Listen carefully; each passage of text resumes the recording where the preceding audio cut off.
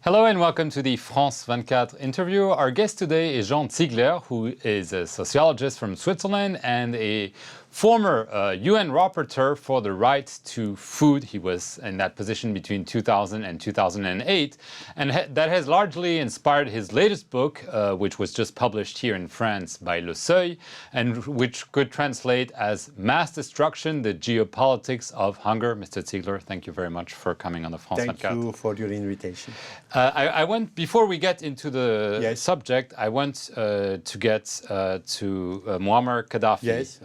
He died recently. You've known him. I have known him in his first period. He was there are two Muammar Gaddafis. In the first period, he was a liberator. He was somebody who nationalized the oil fields, the gas fields, who dissolved the foreign military bases and so on. But then he became mad, I think. I say it a little bit schematically, but he became completely mad and he ended as a pathologic dictator. What do you think of his brutal death, though? I think you should never be rejoice for the death of a man, whoever it is, he is. But still, I think it's a good thing. I would have preferred, naturally, like everybody, that he would be transferred to Den Haag, that he would be have a trial and all the transparency of his crimes would have been laid open. This would have been the way to do it. But I can understand that people who suffered so much under such a horrible dictatorship took the life, I think, of the dictator once he was in their hands. I can understand completely, and I think the most important thing is that he's gone. Right. You were awarded an International Human Rights Prize called Gaddafi. Never. This is a real defamation. That's completely defamation. That's UN Watch. You rejected it, right? Or no, I never had it.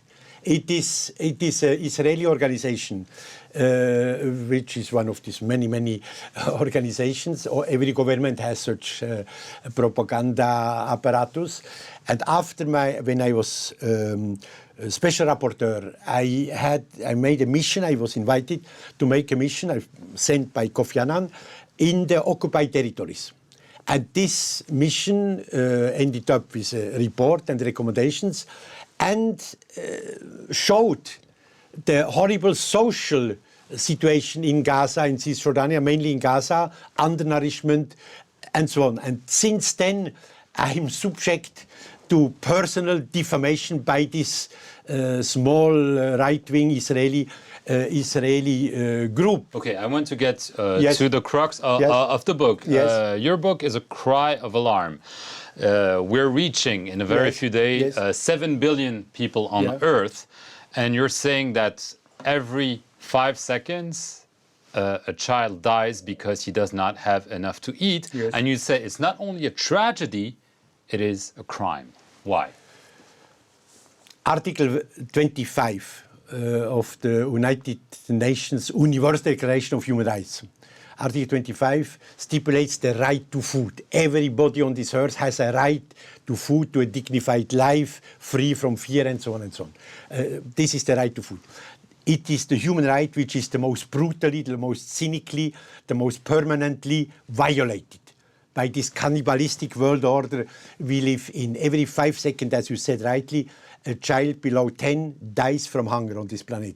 But why is it a crime? Who are the criminals? I'm coming to that. 37,000 people are dying from hunger. 1 billion people out of the 7 we are is permanently invalidated, mutilated by permanent undernourishment.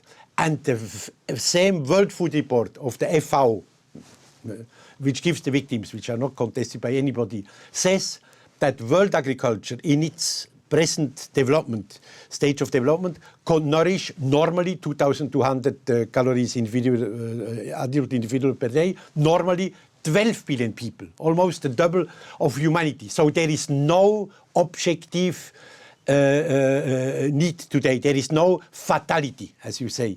There is no fatality. There was lack of food in the past centuries. Today, the planet is overflowing from riches. So a child which dies today, as we are talking, is assassinated. I understand there's too much food in the developed world and not enough in other countries, and that's a scandal, a shame. But why is it a crime? And That's why I wrote the book. Yes, but explain for the people who have not read the book, why is it a crime? Who is killing those children or adults who don't have enough? There are 5 or 6 main causalities. I say it a little bit schematically, rapidly. There is, first of all, speculation, stock exchange speculation on foodstuff, on agricultural commodities, on foodstuff, which gives the hedge funds and multinational companies who are legally, it's completely legal, are speculating on corn, on wheat, on rice, making derivatives of all this and so on and so on. And the prices of staple food, which is maize, wheat and rice, which cover 75% of the world consumption normally in normal times, is exploding. Maize exploded in 18 months, 93%. Rice, the ton is now $1,100 Philippine rice, which means an increase of 111%. And the ton of wheat is 271 euros. Today it was half of it in September 2010. So stock exchange, speculation, financialization, speculation on staple food is one of the horrible causes of this mass murder, which is going on every day in absolute icy normality. Everybody knows it. Secondly, the agrarian dumping. The EU, for instance, is paying $349 billion last year for export subsidies. So on any African market, you can have Greek, French, Portuguese, fruits, poulet, vegetables for half or 1/3 of the price of the corresponding African product, which ruins completely the life of the peasants. Out of 54 countries in Africa, 37 are agricultural countries. Then there is the foreign debt, which is strangling the poorest country. They don't have any possibility to invest in infrastructure. I give one example. Ethiopia, marvelous country of very, very old cultures. They are Christians since the 4th centuries. I mean, 70 million inhabitants and 1 million square kilometers of territory. 3.8% of the land is irrigated. And now there is a horrible drought since 5 years. People are dying by the thousands in the Horn of Africa because there is no infrastructure, there is no irrigation, nothing, because foreign debt. Then there are 2 left, I'm sorry. The agrocarburant, the biofuels, bioethanol, biodiesel. Last year, the United States of America, I take the biggest producer, burned 138 million tons of maize and hundreds of millions of tons of cereals, of wheat, to make vegetal energy, to substitute. You describe this as a crime against humanity? Yes. I can understand President Obama. He wants to get away from the dependence from imported from oil, which is, and there is the climate problem also from oil, because America is using 20 million barrels a day, and out of these 12 millions are imported. So he wants to get away from the military budget. Why is it a crime against humanity to do this? I mean, that's evident. On a planet where every 5 seconds a child below 10 dies from hunger, burning hundreds of millions of tons of foodstuff, that's a crime. Crime against humanity. I want you to get to the last element. The last element is the land grabbing. 41 million hectares last year, it's the World Bank statistic, 41 million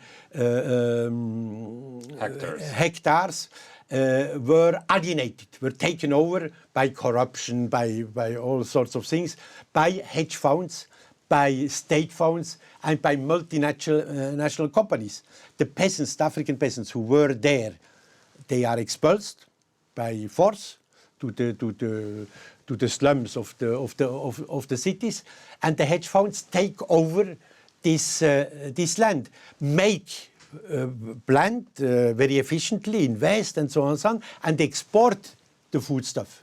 And in Africa, people are dying. Just very quickly, what should be done? I understand your anger, but what are the solutions? My book is revolution. No, that's the natural revolution. Everybody dreams of it. This book is a book of hope. Of hope. The Western country, the dominant Western country, are vivid democracies, real vivid democracies. You are French, I'm Swiss. We have all the human rights, free expression, capability of democratic mobilization. Every one of these murderous mechanisms I described can be broken tomorrow by democratic mobilization, by the insurrection of the public consciousness. You can prohibit by law speculation on staple, on foodstuff.